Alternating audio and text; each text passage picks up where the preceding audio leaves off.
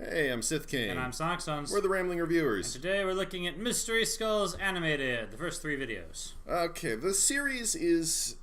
if you've ever heard of something called Interstellar 5555, it's basically a series of animated music videos for a techno group, specifically Mystery Skulls. There's 3 out so far, and they form a coherent narrative. Which is pretty cool. Yeah, that's pretty cool. Each video is based around a different song. The first one released was called Ghost, and, well, it seems to star basically a group of Scooby-Doo knockoffs. Yeah. No, really, it does. They've got a dog and everything. They've got Except the dog is actually a kitsune, apparently. We're getting to that. All right. Okay. At first, it seems like they're just, normal people. 2 teens and a dog in a, 1960s style VW van named Vivi Yukino, a Japanese girl with blue hair. Although, given that they're all animated and they're all kind of anime style, you can't really tell if someone's Asian in these things because I don't know. I don't know what they're meant to be, but yeah, whatever. A girl with blue hair, anyway. Well, her name is Vivi Yukino. Okay. So. Oh, the Yukino part. Yeah, okay. Yeah, it was that subtle hint. Okay. It's harder to tell what ethnicity someone is in animation unless it's like really obvious. Yeah. Arthur, a blonde-haired guy who's supposed to represent Shaggy. Vivi is supposed to represent, according to the wiki, both Velma and Daphne in that she's the chick, like Daphne, but she's also really interested in mysteries and stuff.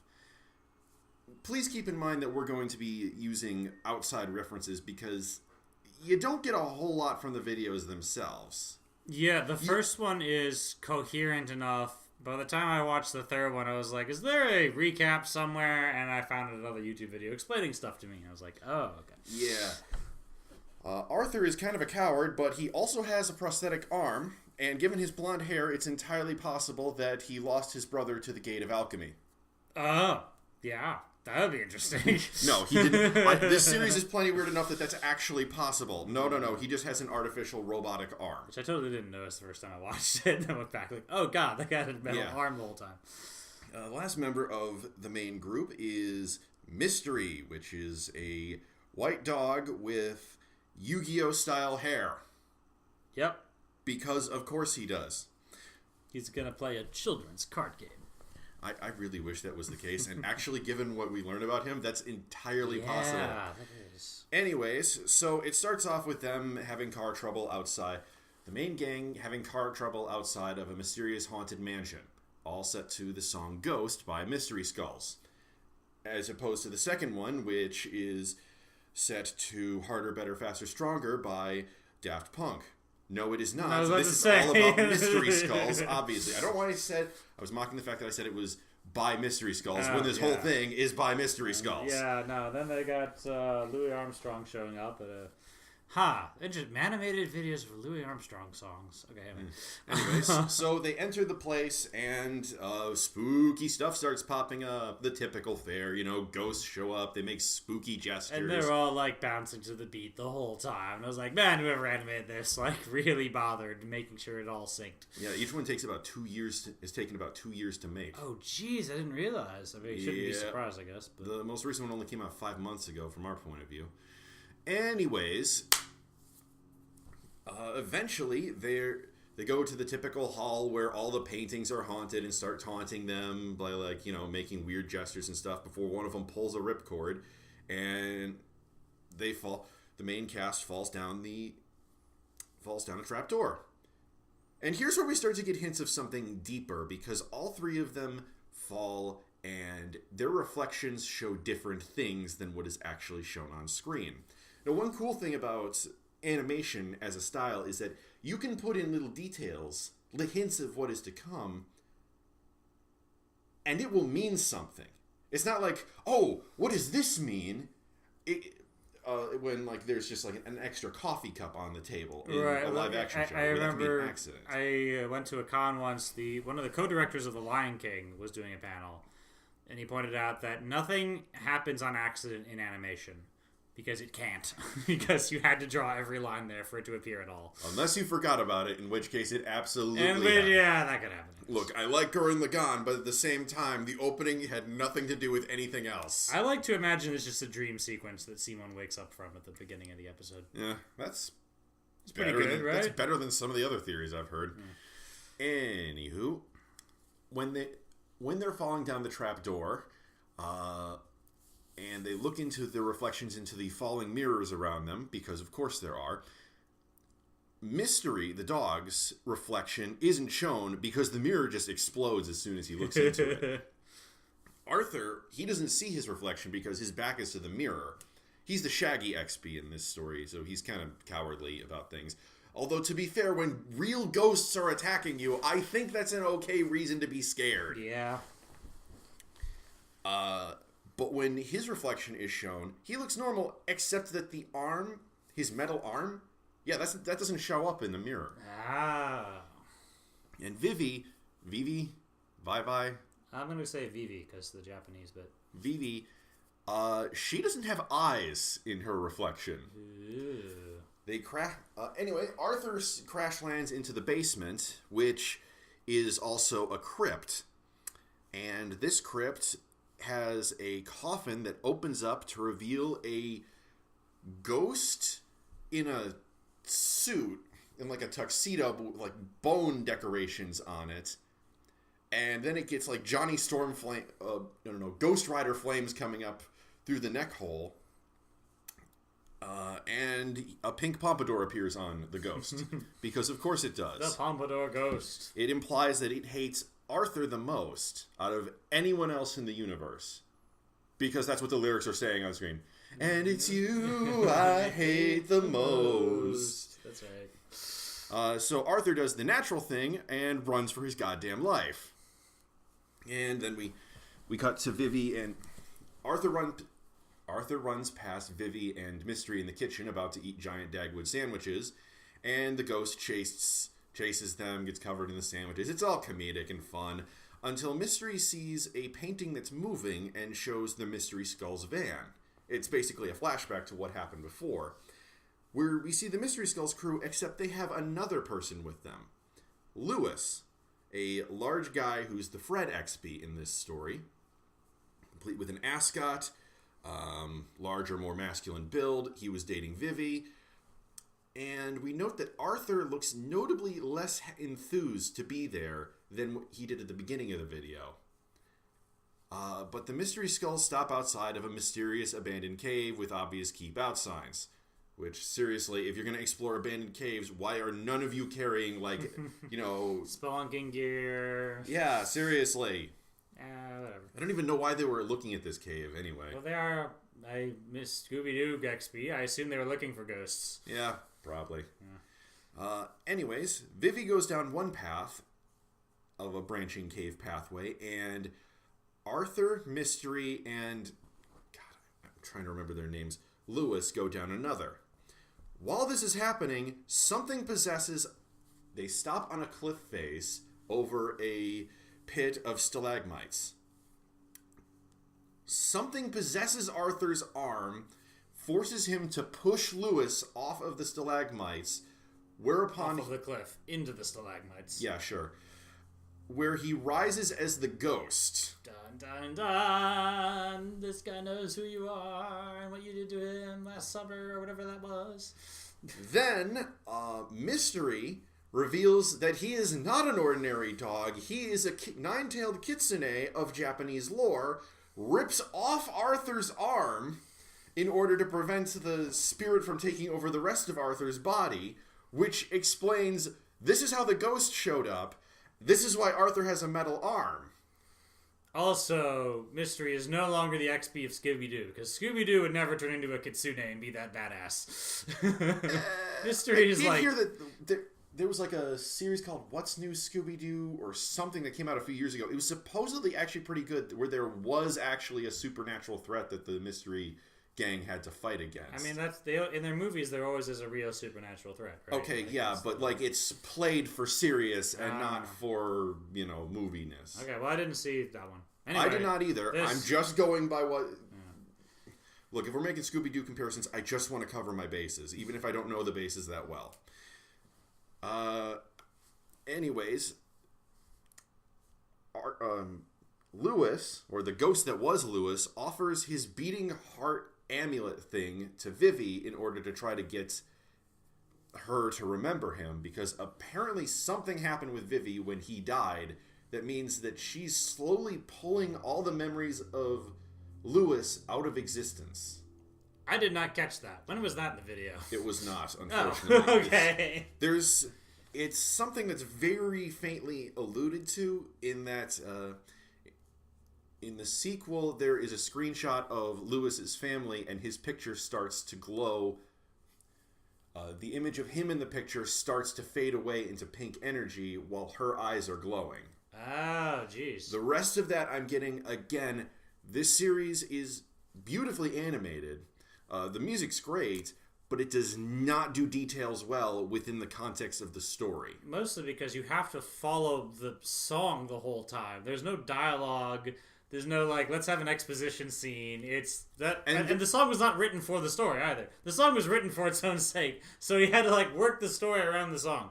Yeah, and when I keep stumbling over these names, part of that is no one's name is mentioned in this story. No, I was, like, mentally naming them blue for Vivi and yellow for Adam and the dog for Mystery. Yeah, so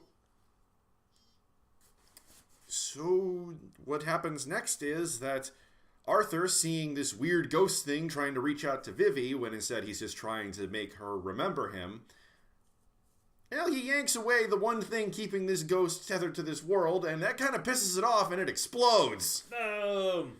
Yep, and his heart-shaped medallion hits the ground, turns blue, and has cracks all over it now. And then the Mystery Skulls drive away, and the ghost fades away, and that's the end of Ghost. The sequel is called Freaking Out, and it barely concerns the Mystery Skulls gang, and involves a new villain named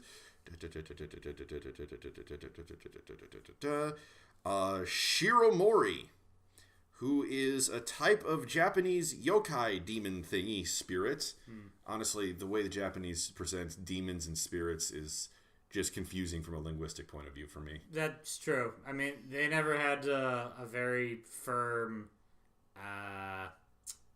heaven hell dichotomy. Yeah. Well, the whole idea of the local native religion spent was sort of like, well, everything has a spirit, and whatever, make up what you want. There wasn't a specific scripture that made it very clear what happened when. At least not one that was universal.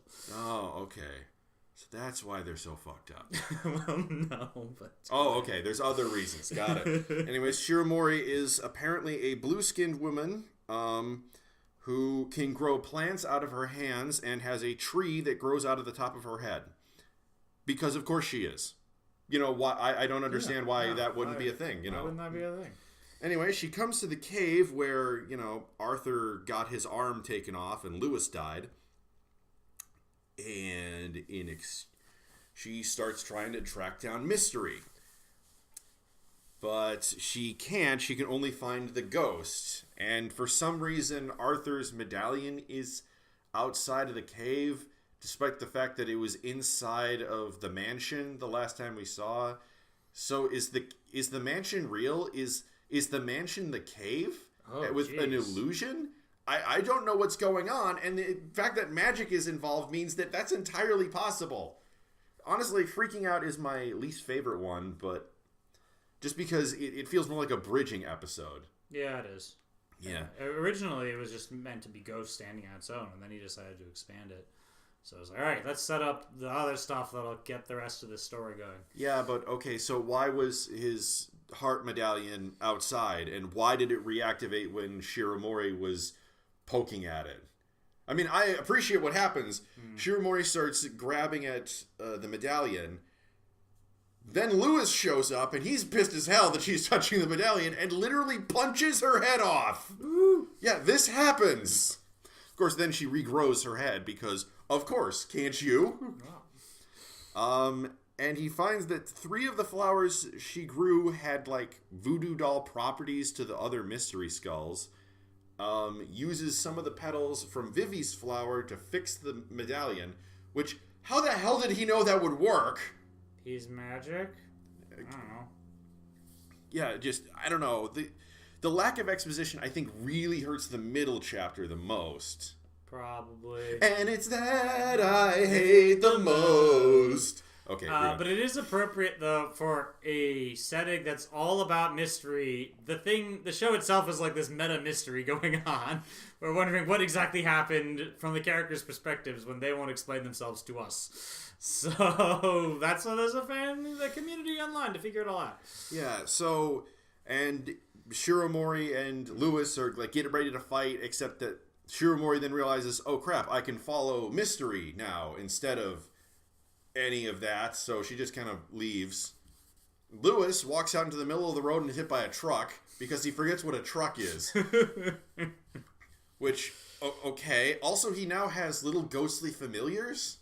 I mean, the whole mansion was filled with ghosts before. Were they all sort of familiars in some way? Well, I guess, but they didn't seem to be... Yeah, they didn't seem to be active. Yeah, wait, where did all those ghosts come from? Are they also dead people? Are they also him? If so, why didn't he just show up and say, hey, fuck you? I don't think they're also him, but they're... In fact, why didn't he just, use his powers to create like a whiteboard and say, hi, I am Lewis, please help me? Seriously, there's a lot of these stories that would have been solved in like 10 minutes if they had just decided, hey, you know what? Let's take the easiest possible route. Let's use better communication skills. So, after he's hit by the truck, Lewis decides to take over the truck by covering it in pink fire and turning it into a doom wagon, Boom. Which he drives away. Because, of course, he can do that. Why would you think otherwise? Explain, story! Just explain! No time. Too much song. And then the song's over as he's driving away. Oh, and in the middle of this, Lewis reveals that he's afraid of mystery, despite the fact that he's... I mean, not Lewis. Arthur reveals that he's afraid of mystery because mystery was the one who ripped off his arm in the Kitsune form, despite the fact that he had no problem with mystery in the previous story. I feel like maybe there's more of the development there because Lewis got involved. I had the impression watching that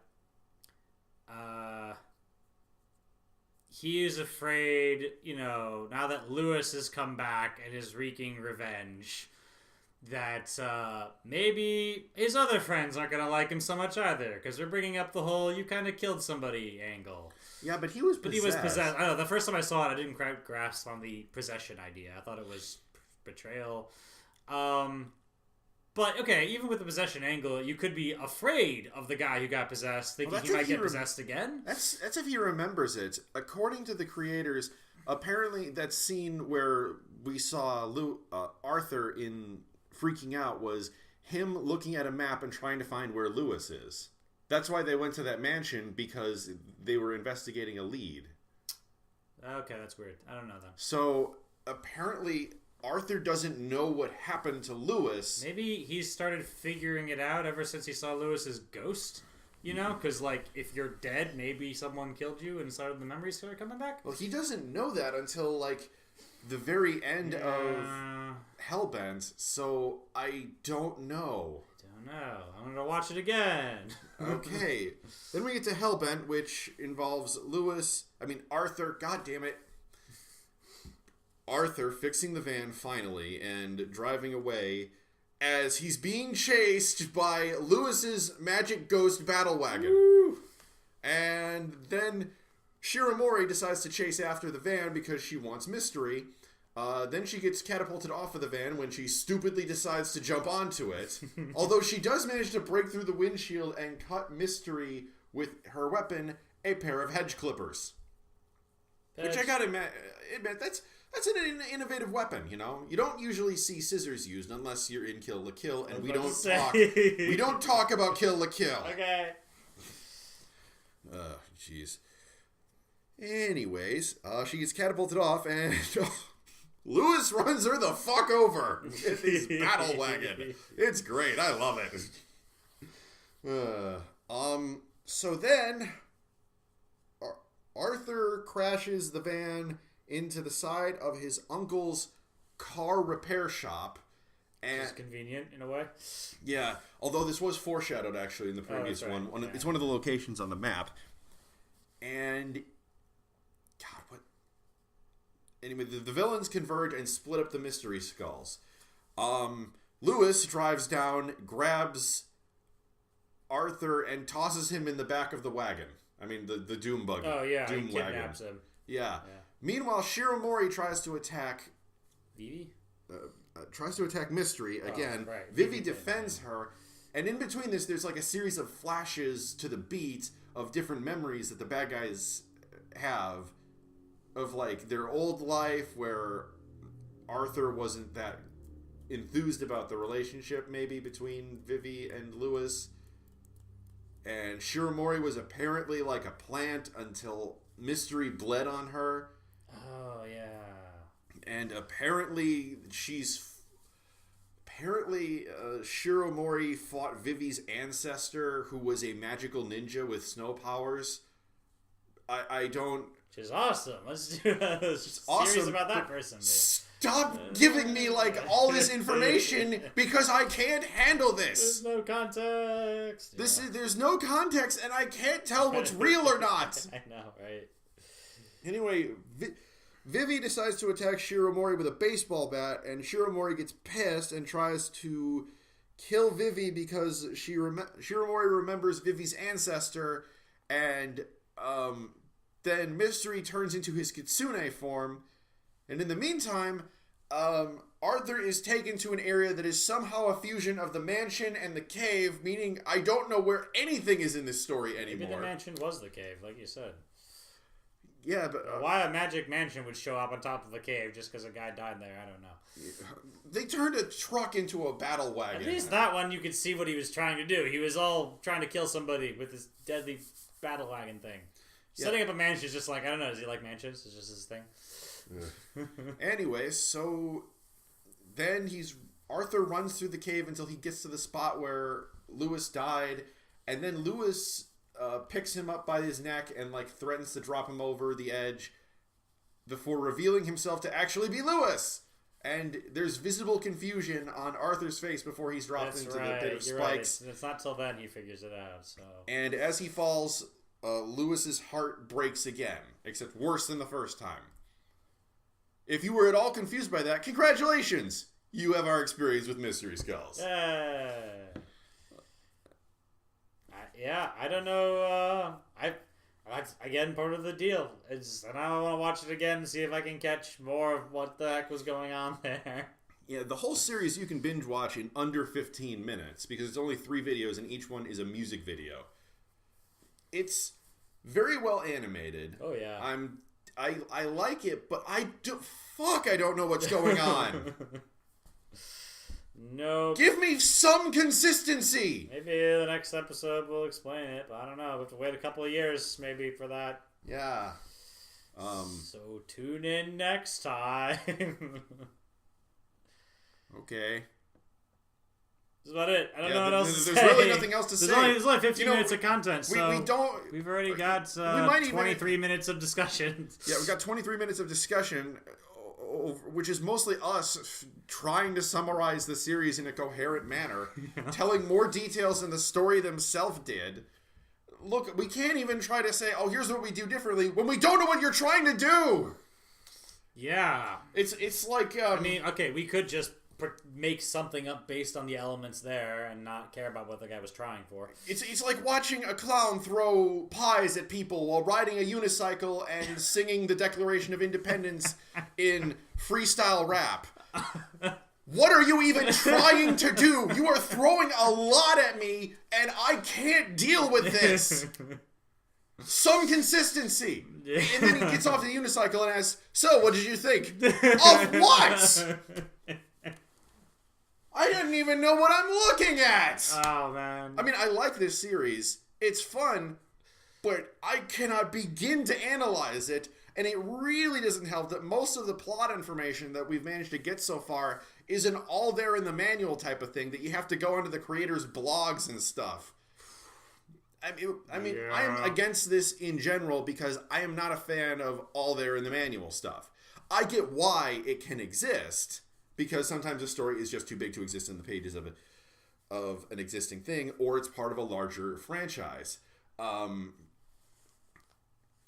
But a story should be able to stand on its own without having to go, oh, okay, so I need to know this piece of information and this piece of information and this piece of information to understand what the hell is going on. You know, it'd be nice if someone made a fanfic out of it that was self-explanatory. Yes. They haven't already, which they probably People absolutely have made fanfics about it already. The problem is that all the fanfiction in the world can't replace good storytelling. I wonder how many... it's... Even a novelization would help a little bit. I mean, not even from a fan, just from the... Well, yeah, from the author, yeah. Yeah, that would help a lot. I mean, and trust me, I get it. This is a series of music videos. But go and watch Interstellar 5555, which, okay, I still am not 100% sure of what was going on the entire time.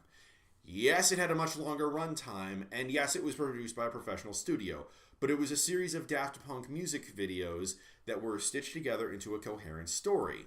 Specifically, that there were these aliens on a distant planet who sang the song One More Time by Daft Punk, and up until a man from Earth heard their music and decided to kidnap them. Be warned, this is going to get stupid really fast. Okay. But the thing about this is, I don't know any of the details about this. I haven't looked up any synopsis of this. This is just what I remember. And yet I can still put together a more coherent plot. Anyway, these aliens are brought away to Earth. There's 4 of them, and they're brainwashed and given makeovers to make them think that they were born on Earth as humans. Where they will then play their music for Earth people. Meanwhile, the other member of this band, in his guitar-shaped space station, and is in love with the only woman in there, journeys to Earth to try to save them, because he got the distress call or something. He manages to free most of them, except the girl, and the music of the band and the song One More Time wins a platinum award thing, which apparently the bad guy's plot is to go into space and contact different civilizations, then kidnap their best musicians, bring them to Earth, and they will win these these record awards, and use them as part of a device to do, and I can't remember what he did. Okay. But then the aliens who are disguised as humans will fling themselves into a volcano. Oh, Scientology-ish. Anyway. Yes. So, anyway, they managed to knock the bad guy into a volcano, but ultimately the boyfriend guy is dead. And so the people of the world, it's revealed that aliens exist and that these musicians were actually aliens, and we're going to send you home in your rocket ship thing through the wormhole that the bad guy was using. Except the bad guy comes back as a ghost, because of course he does, except the boyfriend guy also comes back as a ghost and fights the bad guy in hyperspace so that the good guys can get back to their home planet, and their music is now played on both Earth and this other world. And eventually a statue of the boyfriend who sacrificed himself is unveiled to the girlfriend's... Actually, it wasn't his girlfriend. He was in love with her, and they never really managed to get together up until, the declaration of love at the end. But then everyone stares in joy at the new statue, and it zooms out until it's revealed that this whole thing took place on a record in a child's room. You want to know the weird thing? That was complete and utter insanity from beginning to end. I don't remember how some of it even went. And guess what? That was still more coherent than Mystery Skulls. Because I could follow what was going on. I don't mean to insult Mystery Skulls. I'm sure that eventually more details will be revealed. The problem is that we haven't had details revealed yet. We have to wait for years between details. So I'm just frustrated right now because it's just... I understand. We could try to put something together with it if you feel like it. Not really. No? Okay. We'll leave it as it is. Yeah, so, yeah, I guess that's our review. This is it. Okay, cool. Fun stuff. I'm Sith King. I'm Science Sense. Bye.